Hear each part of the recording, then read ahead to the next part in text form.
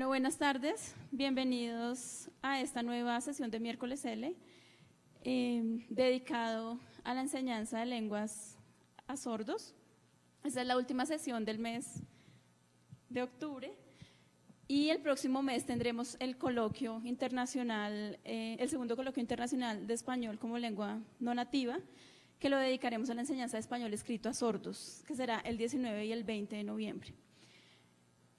Hoy tenemos la presentación Dos soldados y dos amigos, modos de ser sordo u oyente en la guerra y en la aventura, que nos presentará Laura Trillos. Laura es licenciada en Español y Literatura de la Universidad Industrial de Santander y candidata a magíster en Literatura y Cultura del Instituto Caro y Cuervo, con la tesis Percepciones del Mundo de los Sordos a la luz de 6 cuentos narrativos señaliterarios.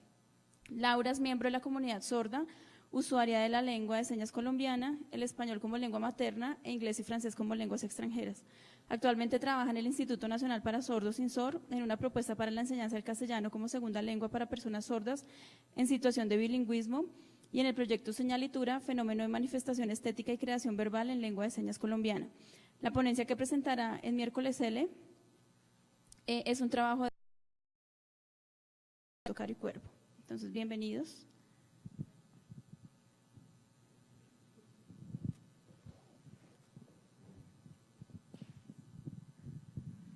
Bien, bueno, buenas tardes. Muchas gracias, profe Viviana, por la presentación. Gracias también al Instituto Caro y Cuervo por esta invitación. Estoy muy contenta de participar en estos espacios y de poder dar estas ponencias en cuanto al tema que nos converge acá, que es la propuesta mía, Señalitura.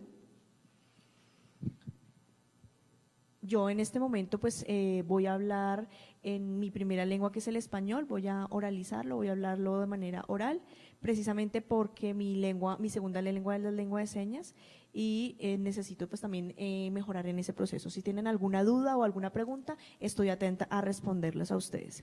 Entonces, dado pues ese inicio, voy a comenzar a, obviamente, hablar en mi primera lengua, que es el español.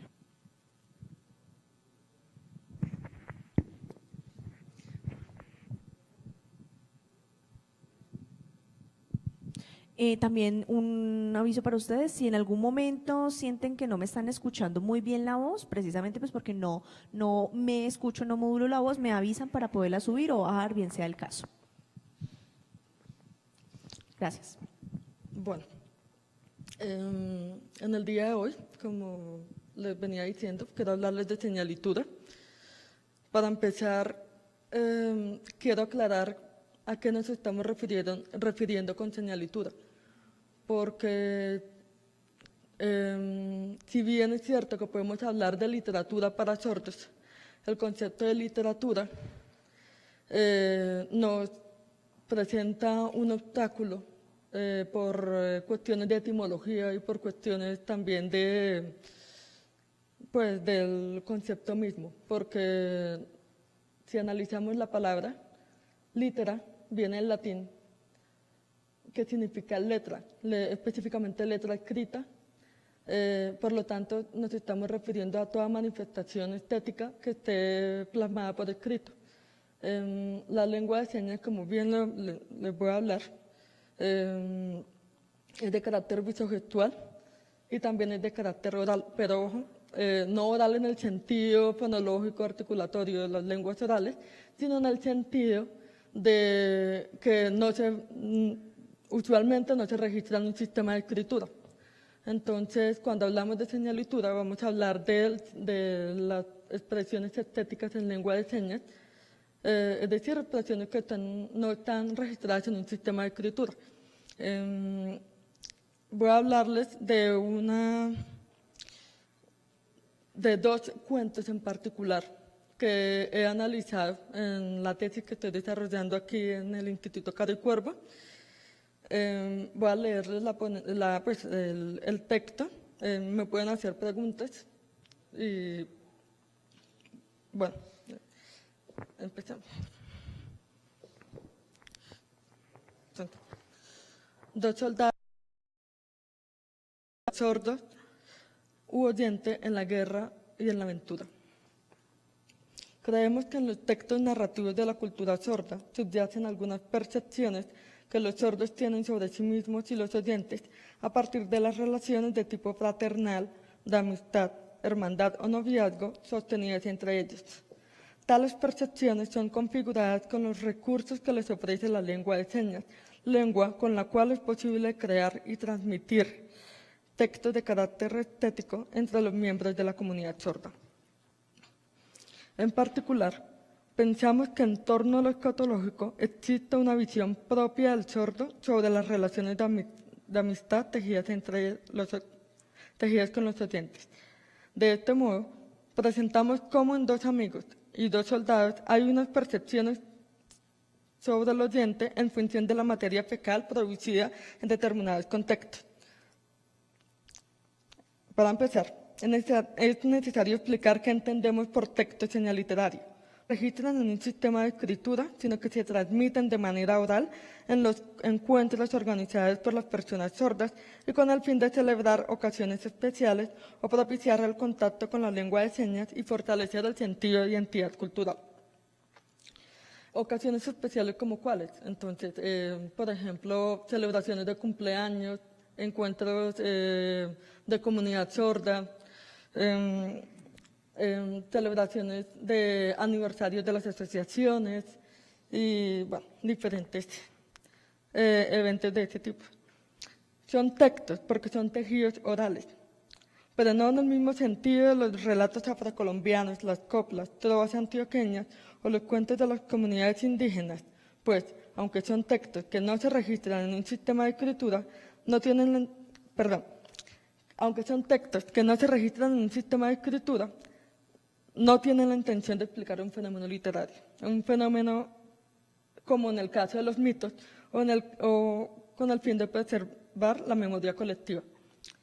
Recordemos que texto viene del latín que significa tejido, por lo tanto no solamente nos estamos refiriendo a la escritura, sino también podemos hablar de canciones, podemos hablar de trovas y otros tipos de manifestaciones de carácter estético. Tales textos también suelen ser compartidos en las redes sociales. La mayoría son de autoría anónima y suelen ser difundidos por narradores y poetas sordos a los que podríamos llamar juglares. También son tejidos armados con los hilos de una lengua visogestual como la lengua de señas colombiana, con lo cual es posible la creación de historias que acontecen en el plano de la ficción, como en el caso de la narrativa en señas, o la expresión de poemas que suelen clamar por el sentido de identidad y unidad de la comunidad sorda, como ocurre con la lírica. Los textos que nos ocupan en esta ocasión, es decir, Dos amigos y dos soldados, son un par de ejemplos de la narrativa en lengua de señas. Son cuentos que, al ser transmitidos varias veces entre los miembros de la comunidad sorda, han perdido el rastro de su autor. También son textos en los que abunda un humor difícil de ser comprendido por aquellos que desconocen la lengua de señas, la historia y las formas de vida de las personas sordas. En esos cuentos, como ocurre con otros textos señal literarios, subyacen algunas percepciones que los sordos tienen sobre los oyentes y sobre sí mismos.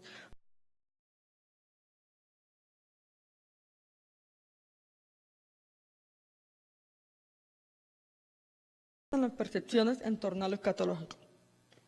Ahora, ser sordo u oyente en Dos amigos. Dos amigos es un cuento narrado por Sebastián Ramírez, un sordo de Cali y líder de la comunidad sorda del Valle del Cauca. El texto narra el paseo de dos hombres, uno sordo y el otro oyente, que se conocen desde la más tierna infancia. Se comunican a través de la lengua de señas con la cual llegan a acuerdos, se distribuyen responsabilidades, hablan y se ayudan mutuamente. Veamos. Voy a pasar el texto original en lengua de señas, no hay interpretación. Sin embargo, tengo una traducción aproximada que tal vez alguno de ustedes me podría ayudar a leer al final de esta cita.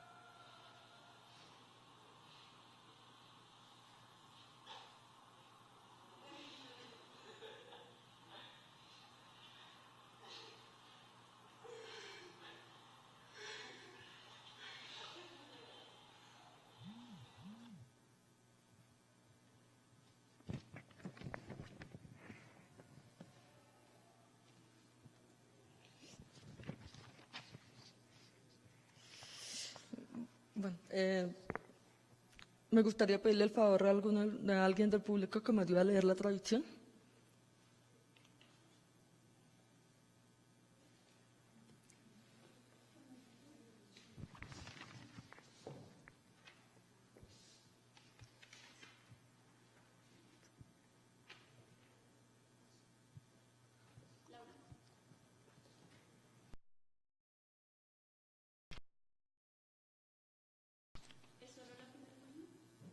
No, las dos páginas. Sí. ¿Esta? Y esta, sí.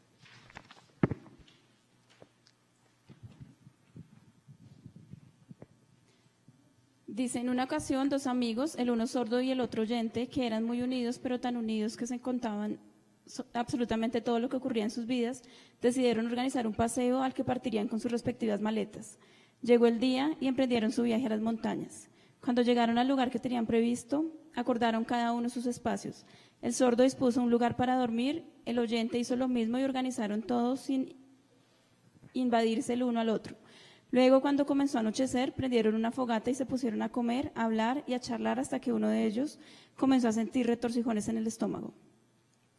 Uy, carajo, dijo, yo con estas ganas y ni un baño cerca. Anda fresco, ve a ese árbol de ahí que yo te cuido, sugirió el oyente. ¿Seguro, hermano? Bueno, usted es mi amigo, ya sabe.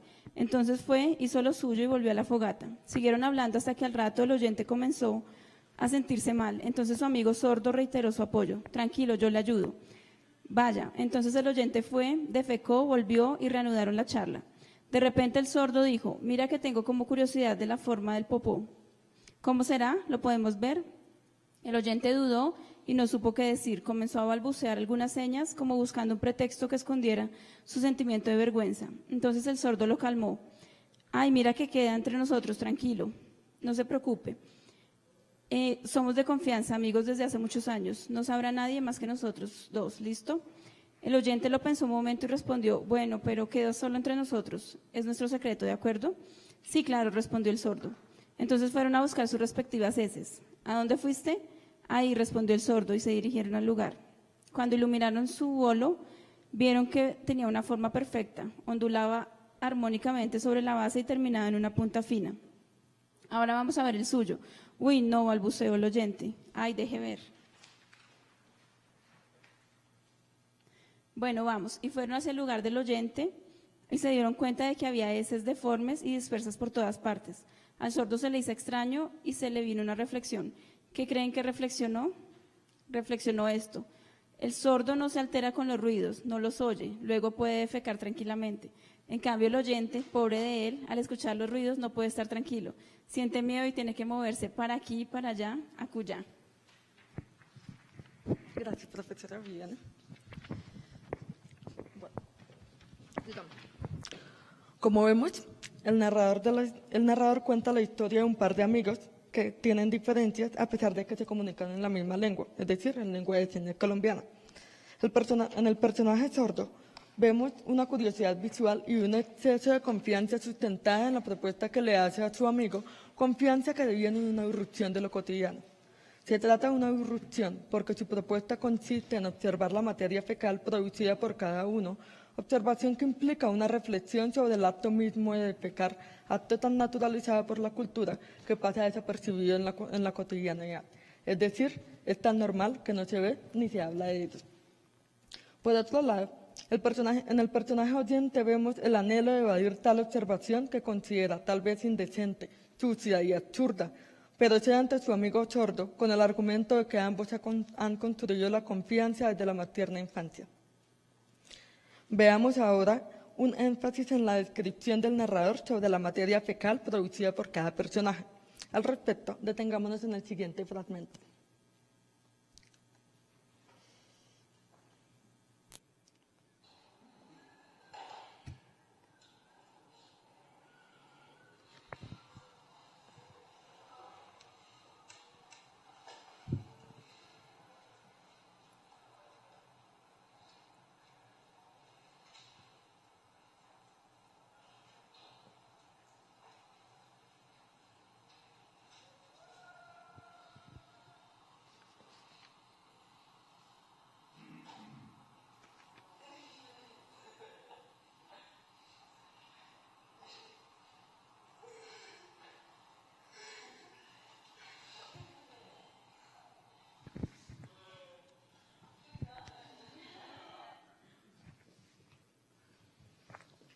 Aquí vemos lo siguiente. En el caso del sordo, se observa una materia fecal armónica perfecta con un movimiento ondulado bastante particular. En el caso del oyente, por el contrario, vemos varias deposiciones en desorden y en diferentes espacios. Esto nos permite intuir una de las percepciones que los sordos tienen de los oyentes y de sí mismos a partir de la forma en que defecan. Es decir, el material fecal, la materia fecal es más que una expulsión corpórea. Permite inferir cómo se comportan los sordos y oyentes teniendo en cuenta sus experiencias con los sonidos. De este modo, el sordo, al no escuchar los ruidos del bosque, no se alarma por ningún motivo y produce una materia fecal perfecta, única y armónica. Se caracteriza por su tranquilidad al no estar bajo el tormento de los ruidos. El oyente, por el contrario, es más propenso a la distracción e intranquilidad al estar a la merced de los ruidos. Esto explica el porqué de su materia fecal desordenada y dispersa, tal y como se muestra en el cuento. El oyente, al escuchar los sonidos del bosque, que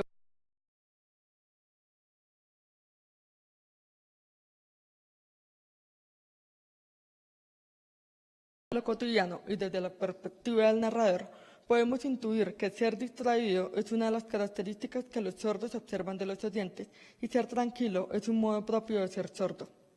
En consecuencia, en el relato hay una alusión directa a las percepciones que manifiesta el narrador sobre los hábitos, costumbres y actitudes tanto de los sordos como de los oyentes a partir de un acto tan cotidiano como defecar. Ahora bien, es necesario aclarar que los personajes del cuento están inmersos en un contexto tranquilo, no tensionante. Esto debido a que hay otras versiones de la misma historia en las que los papeles cambian. El sordo suele estar tensionado y por ende distraído, mientras que el oyente no. Esos casos ocurren cuando los dos amigos están en medio de una guerra, tal y como ocurre en el caso de dos soldados. Veamos ahora dos soldados, modos de ser sordo u oyente en ese cuento. El cuento narrado por Joaquín Hernández, líder de la comunidad sorda del Tolima, es otra versión sobre el relato de dos sordos en complicidad escatológica. Como en el cuento anterior, hay un sordo y un oyente que se tienen mutua confianza y que han comido algo que les infunde unas ganas irresistibles de defecar. La diferencia fundamental es que mientras los personajes de dos amigos van a divertirse a un paseo, estos son dos soldados que están cumpliendo las órdenes de un tercero que les demanda no dejarse descubrir por el bando contrario, so pena de convertirse en bajas de guerra. Veamos. Entonces vamos a hacer lo mismo. Voy a pasar el texto en lengua de señas colombiana y voy a pedirle a otra persona del público que nos ayude a leer la traducción aproximada para aquellos que desconocen la lengua de señas.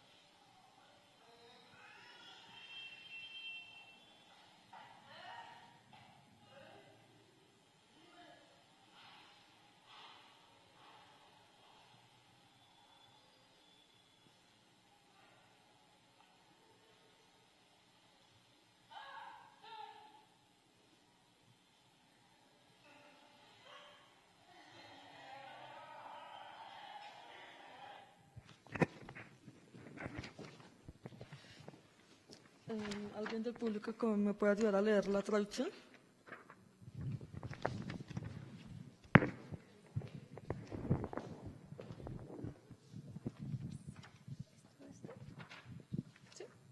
Ay, pero sin micrófono lo puedo hacer. Sí. Buenas tardes. Ay, Dios mío. Ay, me sonrojé. Ok. En medio de la selva había un grupo de soldados prevenidos. El general enfatizó, les insistía. Ojo, mucho ojo. Estamos en medio de un peligro. Oídos y ojos atentos. Si se despaloman por ahí, los del otro bando les darán un balazo en la cabeza. Ojo, avisor. Todos obedecieron sin chistar y marcharon prevenidos con sus fusiles sobre el pecho. Uy, juemadre, ese plátano que me comí sí que me cayó mal, juepucha, dijo uno de los soldados al sentir retorcijones y escalofríos.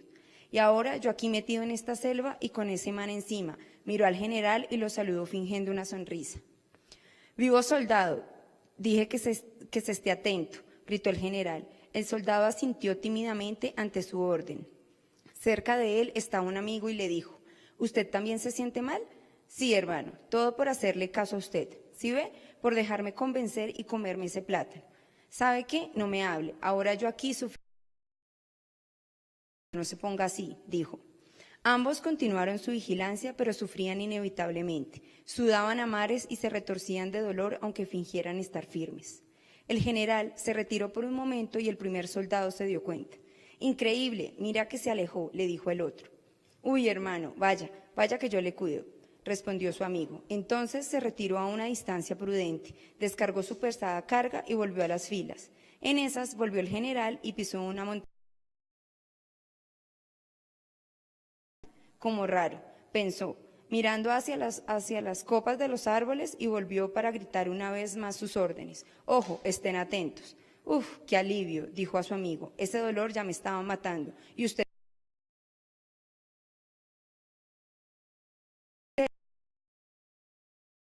dijo y siguió sufriendo su tormenta hasta que encontró la forma de descargar su dolencia. Entonces el general pasó caminando y preguntó, ¿tienen los oídos atentos? ¿Va todo bien? Los dos amigos respondieron entusiastas que sí. Ahora bueno, exclamó el general y pisoteó un bolo fecal. Aunque en esta ocasión se dio cuenta de que había excremento por todas partes. ¿Y eso por qué? Pensó, porque antes había una montaña y ahora encuentro muchos bolos dispersos. ¿Por qué creen ustedes que el bolo es diferente? Pues miren, el primer soldado era sin duda un oyente. Su bolo único, grande y armónico, se explica por el hecho de oír. Al escuchar los sonidos podía estar pendiente de su entorno sin moverse ni un centímetro. En cambio, el segundo soldado era sordo. Para evitar ser descubierto por el general y por el enemigo, tuvo que fiarse en la visión, que le exige moverse varias veces para poder tener el dominio sobre su entorno. De ahí que su excremento esté por todas partes.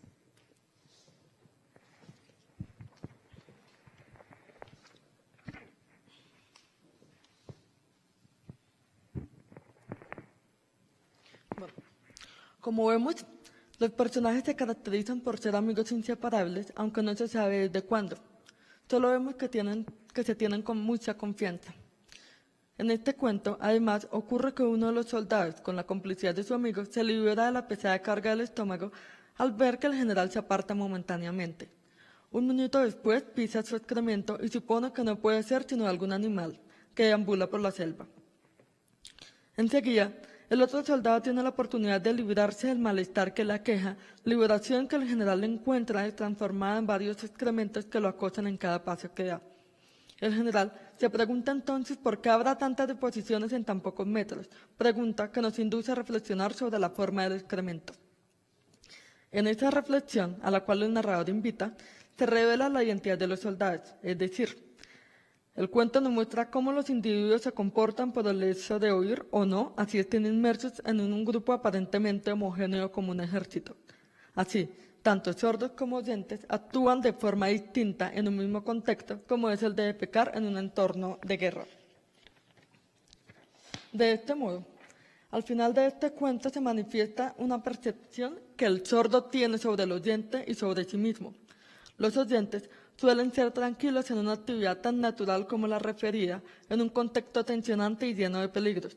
En el caso de ese personaje, el sentido de la audición le permite defecar apaciblemente al mismo tiempo que está pendiente de no ser descubierto. El sordo, por el contrario, debe cuidarse a sí mismo con el sentido de la visión, motivo por el cual debe moverse. Esto porque es necesario cambiar de posición para tener un dominio amplio sobre el panorama pantanoso e impredecible. En este sentido, la materia fecal permite obtener información acerca de la forma en que los sordos y los oyentes actúan cuando están en un contexto tensionante, comportamiento diferente a los personajes del cuento narrado por Sebastián Ramírez, en el que los dos amigos se encuentran en un contexto más relajado. De nuevo, como en Dos amigos, el excremento tiene un significado fundamental.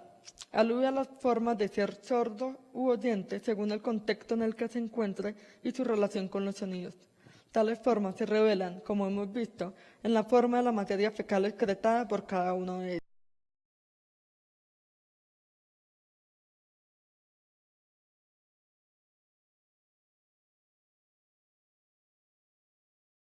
Los cuentos son distintos aunque tienen un punto de conexión. Muestran las maneras de ser sordo u oyente en torno a lo escatológico. En Dos amigos, ambos personajes se distinguen desde el principio. Son dos aventureros que van a un paseo y se comunican en la misma lengua, en lengua de signos colombiana. Desde el comienzo se sabe que uno de ellos es sordo y el otro oyente. En Dos soldados, por el contrario, solo sabemos sus identidades al final, cuando se revelan las formas de sus excrementos.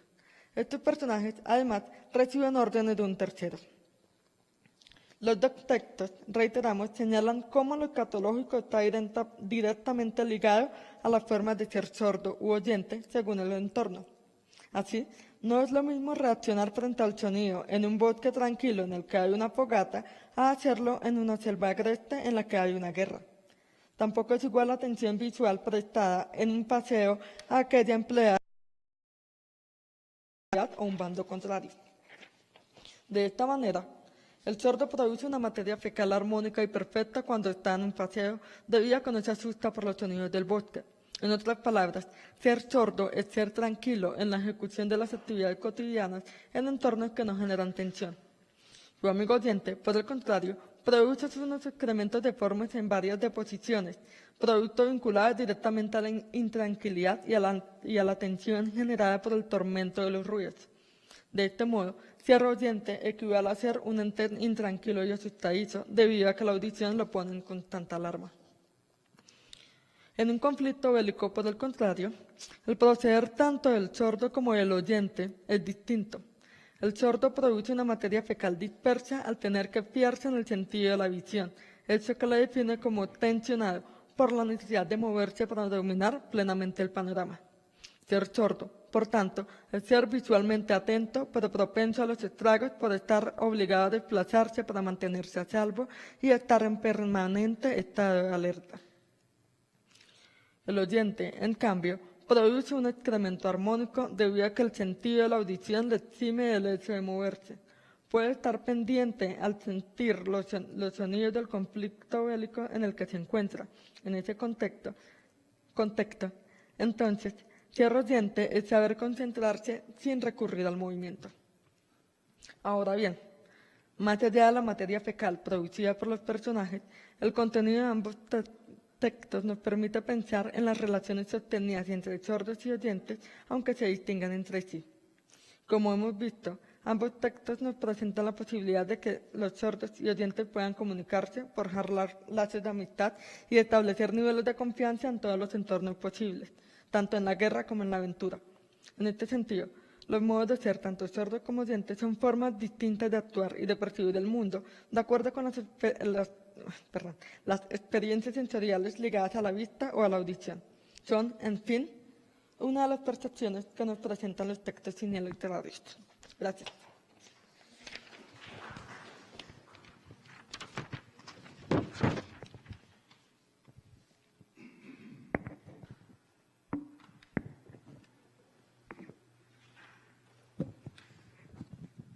Bueno, vamos a dar espacio para algunas preguntas.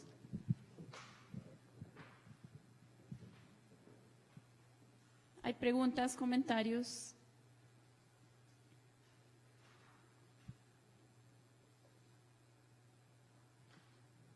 No.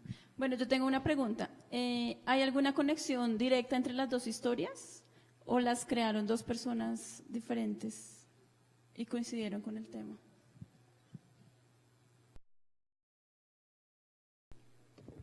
Bueno, en realidad no sabemos quién es el autor de la historia. Ese es un fenómeno propio del carácter oral de los textos señaliterarios. Recordemos que con oral no me estoy refiriendo a la cuestión de lo fonológico terapéutico, sino más a la cuestión de que los textos no están escritos. Historias en las que hay un personaje sordo y un personaje oyente con relación a lo escatológico, hay distintas versiones. Eso quiere decir que al no haber un autor, lo que sucede es que en cada encuentro con la comunidad sorda, o mejor dicho, lo que quiero decir es que los narradores toman los cuentos de otros narradores y le agregan, coloquialmente hablando, su propio toque. De este modo nos enfrentamos a diferentes versiones sobre la misma historia, precisamente al carácter oral de los textos a los que nos estamos enfrentando.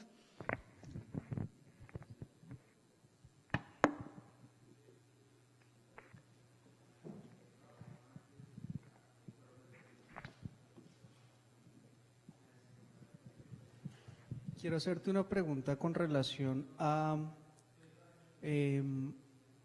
usaste un elemento muy cotidiano para poder hacer un análisis de la vida cotidiana, valga la redundancia, de las personas sordas y oyentes. Quiero conocer tu opinión en términos de que si consideras que con ese ejercicio puedes afirmar que las personas sordas tienen unas características culturales o te vas más por la rama de que las personas sordas tienen una cultura distinta a la de los oyentes.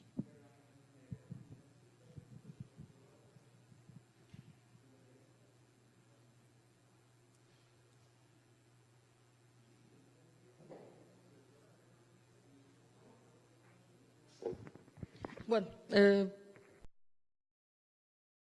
la lengua es prácticamente, no se puede despegar de la cultura. Si nos estamos enfrentando a una lengua visogestual, teóricamente hablando podríamos decir que estamos enfrentándonos a una visión, a una forma diferente de ver el mundo. Significaría que estaríamos pensándolo en términos de la lengua de señas. Por lo tanto, podríamos decir que sí pueden haber diferencias evidentes entre la cultura de las lenguas orales, fonoarticuladas, y la cultura que varios teóricos han denominado como cultura sorda. En cuanto a características y cuestiones específicas, pienso que, vuelvo al mismo punto, es necesario conocer la lengua con el fin de entender la cultura. Entonces,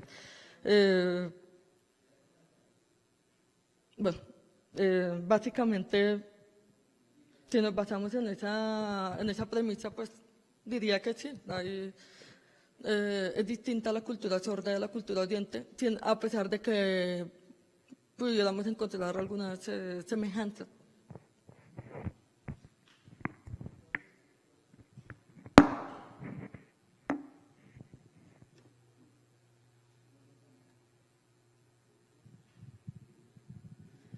Bueno, en estas dos historias es evidente que hay muchos rasgos de la cultura sorda. Yo quiero preguntarte si tal vez has trabajado otro tipo de literatura con sordos y si consideras que los sordos encuentran mayor interés en historias donde se ven reflejados y no en otro tipo de literatura y de historias.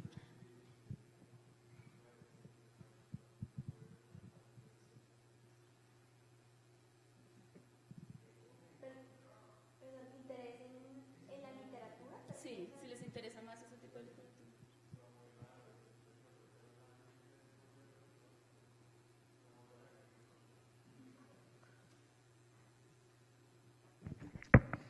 Bueno, pienso que si hablamos de enseñanza de la literatura para sordos o el acercamiento de textos literarios, sí, realmente podríamos enfrentarnos a fenómenos de traducción y ahí, sí, de eso hay experiencias de acercamiento a la cultura hispanoparlante y la lengua pues, española a partir de cuentos, narración de cuentos a niños sordos. Los niños sordos también se interesan en este tipo de cuentos. Y además, pues, bueno, si pensamos en... No, perdón, creo que estoy divagando. Lo que quiero decir es que sí puede haber un acercamiento de los textos literarios a partir de la traducción de esos textos a la lengua de señas. Y claro que eso sería totalmente diferente a hablar de los textos señaliterarios porque estaríamos hablando de otro tipo de fuentes, porque vendrían pues de la cultura de carácter bisexual de los sordos, ¿no? No sé si respondí tu pregunta.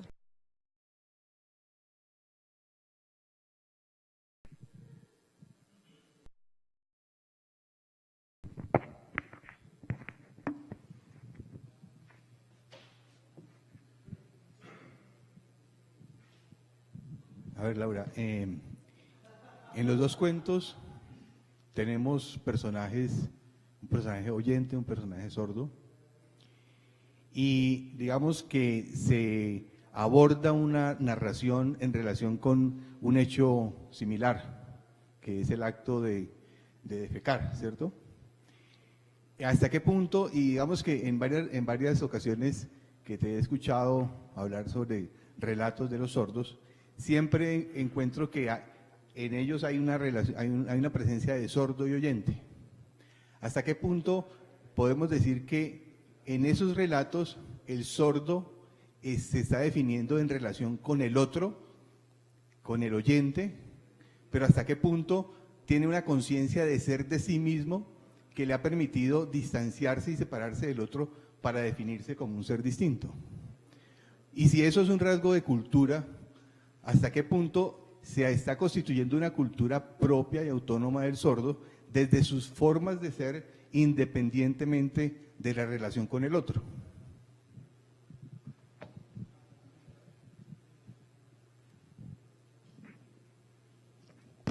Bueno, en el caso de los textos que estoy analizando en la tesis, y pues eso fue un par de ejemplos que presenté, encuentro siempre que el contacto con el oyente es inevitable, por lo menos en los cuentos que estoy analizando. Que si hay otros cuentos en los que solamente se hable de la persona sorda, sí los hay.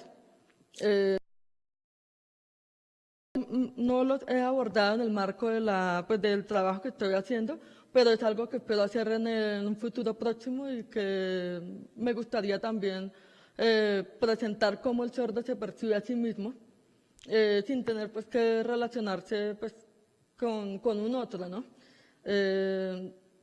Pero eso de momento no lo estoy trabajando, porque como le digo, por lo menos los 6 cuentos que se están analizando en el marco de la tesis, y pues estos dos son un ejemplo de esos 6, el contacto del sordo con el oyente se encuentra en alguna situación, en algún intercambio, en alguna mirada, ¿sí? En alguna... sí, en algún gesto, en alguna palabra, siempre el contacto es inevitable.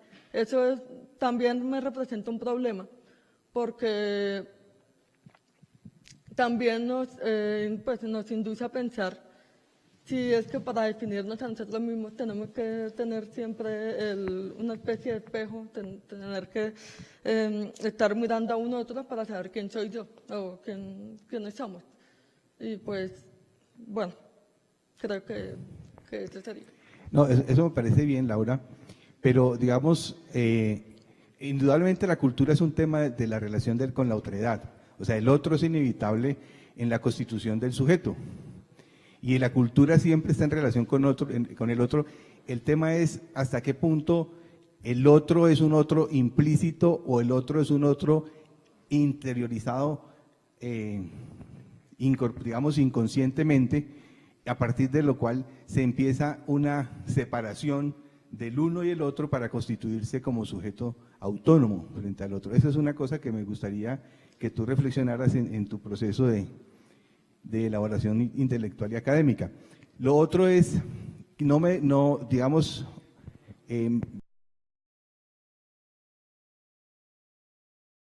de los recursos estéticos que están ahí presentes en la narración desde el punto de vista literario o del señal literario en tu caso.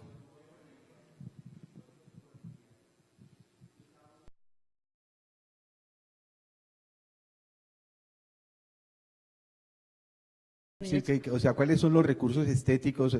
¿Hasta qué punto podemos decir que hay una construcción de una estética propia, con ciertas características? ¿Qué es lo que le da la especificidad? Porque digamos, uno diría que en la oralitura hay unas características que en el caso de las comunidades que no tienen lengua escrita, están plasmadas en sus narraciones orales, ¿sí? Y le dan una cierta tipicidad a esas expresiones literarias, digamos, oraliterarias, y cuáles serían en la señalitura.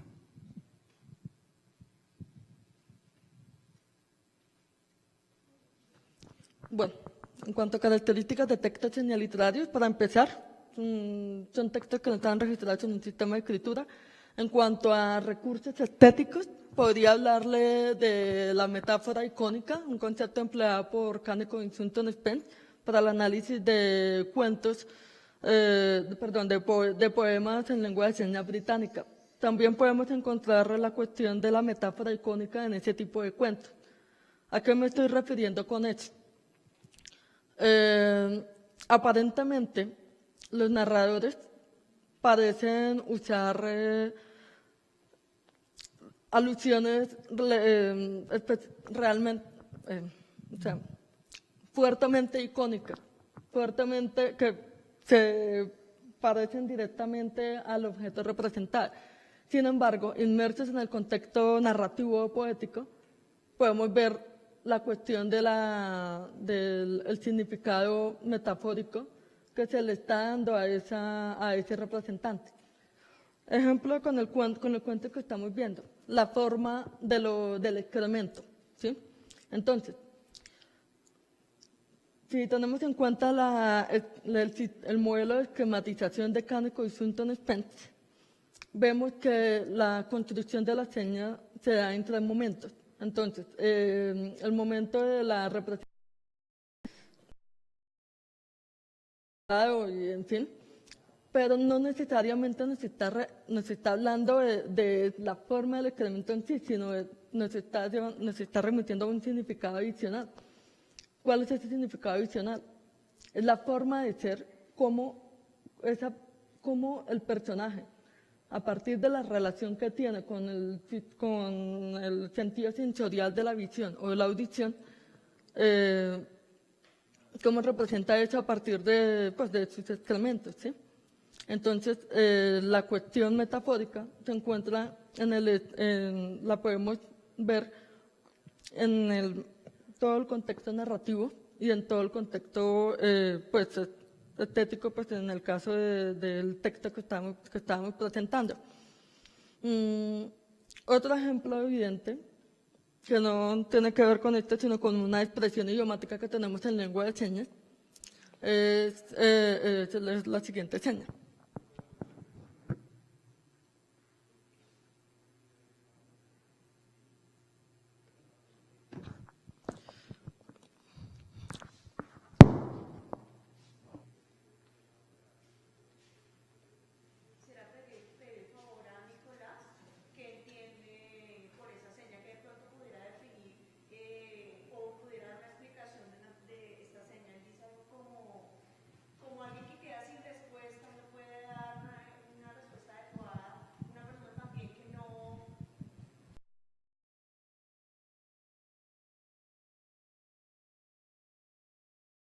respuesta. Obviamente aclaro que no tengo el contexto de lo que Laura está hablando, pero creería yo que es una respuesta adecuada para ese contexto.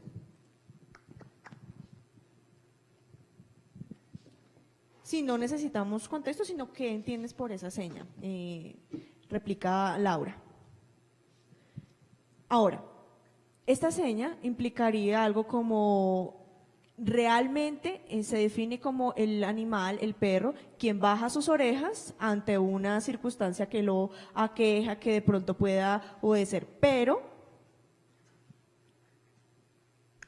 es una simbología de la cual entendemos que el perro obedece o es sumiso ante alguna situación o alguna orden. Pero también podemos decir que se define tal como, de pronto en un contexto como el de un contexto laboral, en el cual el jefe exige algo de su empleado, una carta, qué sé yo, si el jefe no está ahí, digamos, regañándolo, o lo está haciendo en ese momento, pues bajamos las orejas en signo de sumisión.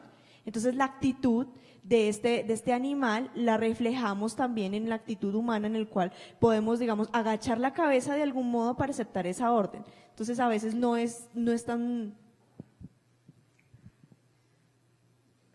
No podemos dar una respuesta definitiva en ese contexto, y quedamos sin palabras ante tal suceso. Entonces la doble esquematización en ese tipo en esa seña, por ejemplo, sí, parece representar un perro, ¿sí? El sentido es aparentemente icónico. Sin embargo, inmerso en el contexto, nos damos cuenta de que se está refiriendo a alguien que se siente humillado. ¿Sí? La doble esquematización la podemos ver ahí. Este también lo podemos ver.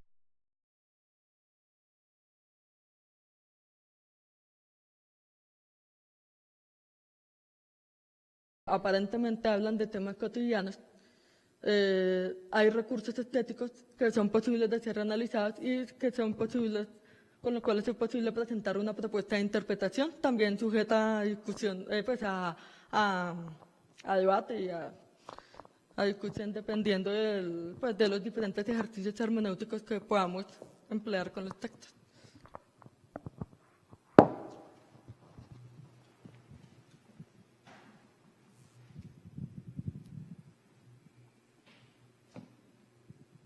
Buenas noches.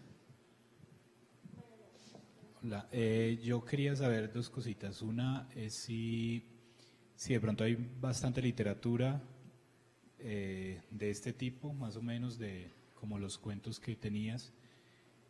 Y la otra es si con esta temática que trabajaste, que es de este asunto escatológico, si de pronto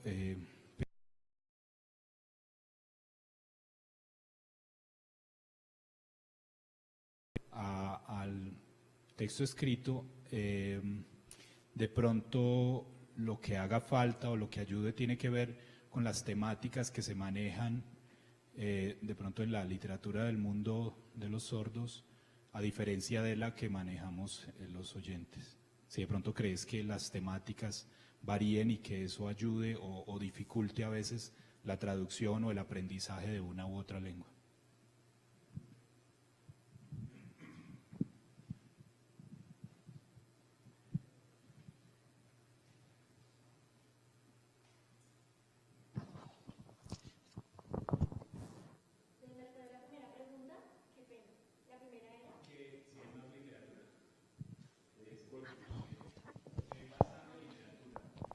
Bueno, no es el único texto, no son los únicos textos que hay muchísimos textos narrados en lengua de señas, narrados por personas sordas.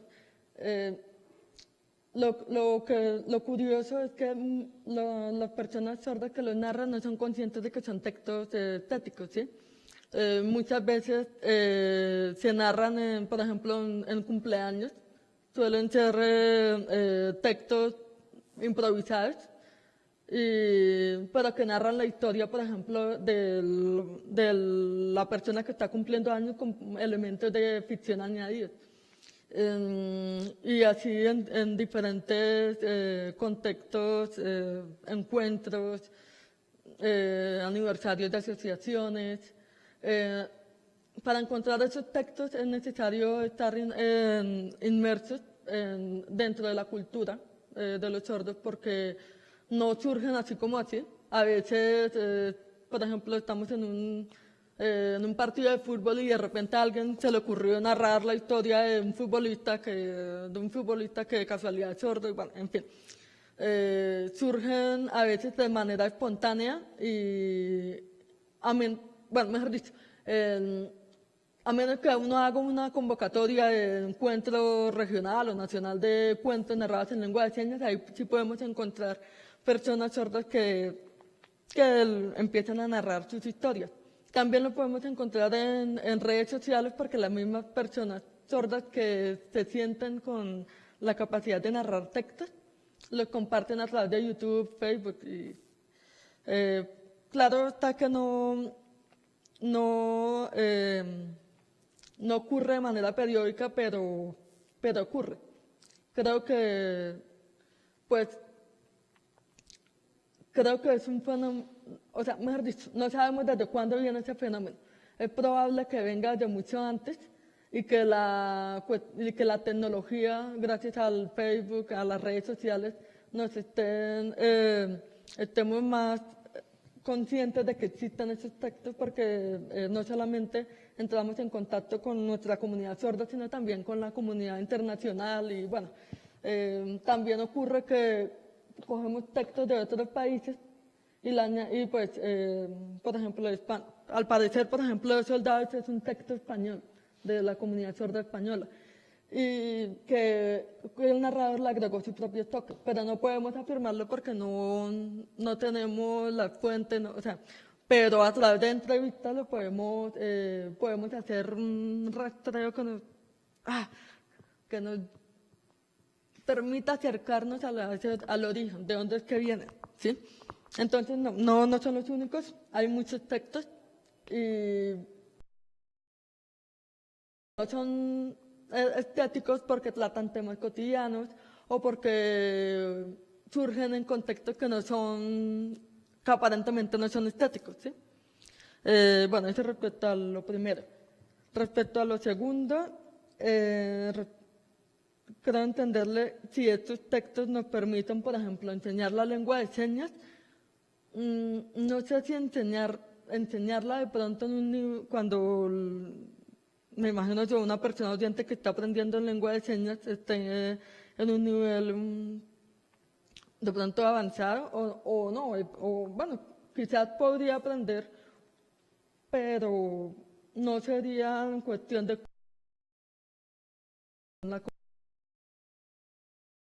que podrían ser un elemento fundamental para la adquisición de la lengua de señas por parte de los niños sordos. Porque del mismo modo en que se narran los cuentos mal llamados para niños, ¿sí? Caperucita Roja, bueno, esos cuentos con los cuales los oyentes aportan esas historias a los niños, eso les ha permitido también tener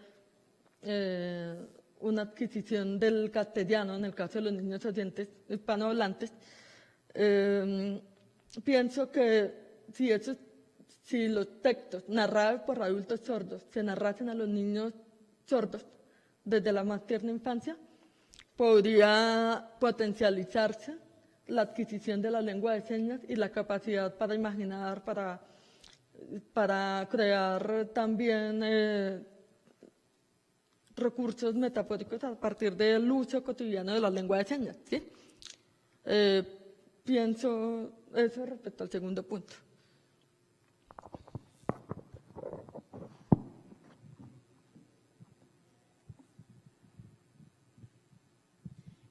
Para terminar, Laura, sabemos que el análisis que nos presentaste hace parte de tu tesis de maestría.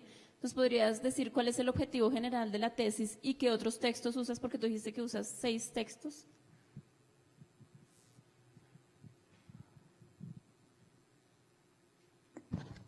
Bueno, con la tesis estoy indagando las percepciones que hay en el mundo de los sordos a partir de 6 cuentos señas literarios. Esos cuentos, además de los 2 soldados, 2 amigos, Está también la historia del violinista. Es un cuento en el cual hay protagonizado por un violinista expulsado de su casa paterna que es atacado por un león. No le cuento el final porque me lo tiro. Sería fantástico que pudieran ver el texto. Este es uno. El otro es historia, El genio de la lámpara. Un texto bastante problemático porque parece cuestionar el sentido de ser sordo mismo, parece confirmar las percepciones externas, una de las percepciones externas que se han tenido sobre el sordo, por ejemplo, que el sordo es un ente solitario, ¿sí? En ese cuento, solitario, ¿sí? Que está condenado a la soledad debido a la barrera comunicativa, en fin. Entonces, es un cuento problemático que tampoco les cuento el final porque es mejor que lo vean. Otro cuento que también abordo es Historia de un mosquito, también bastante problemático porque cae en la misma premisa que les acabo de mencionar. Historia de un mosquito.